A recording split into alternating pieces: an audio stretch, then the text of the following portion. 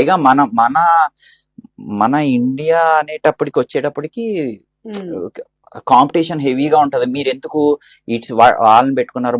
మన హాలీవుడ్ వాళ్ళకి సంబంధించిన వీళ్ళు ఇప్పుడు ఎవరైతే కొంచెం లీడ్ గా ఇప్పుడు అక్కడ బ్రూటలిస్ట్ లో పెద్ద యాక్టర్ ఉన్నారు, అక్కడ మనకు తక్కువలో వస్తుంది కదా, ఈయన ఎక్కడో అంటే ఎక్కువగా అక్కడ ఉన్న వాళ్ళనే వాళ్ళు లోకల్ గా ఉన్న వాళ్ళనే వాళ్ళు క్యాష్ చేద్దామని చూస్తారు. ఎందుకంటే లాంగ్వేజ్ కూడా వాళ్ళకి ఆ డబ్బింగ్ ఈజీగా ఉంటాయి, వాళ్ళు అక్కడ అవైలబుల్ గా ఉంటారు.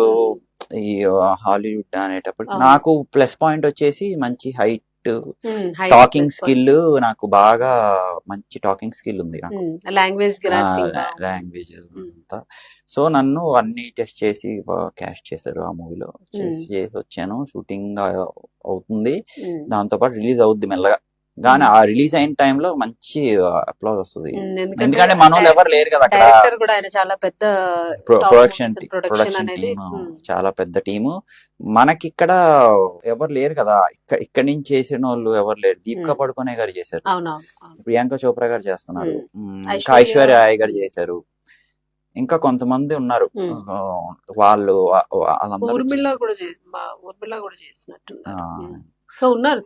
ఉన్నారు, బట్ చాలా తక్కువ మంది ఉంటారు. 10 తక్కువ మంది కౌంటబుల్. రిలీజ్ అవుతా వెళ్తాను అనమాట, కానీ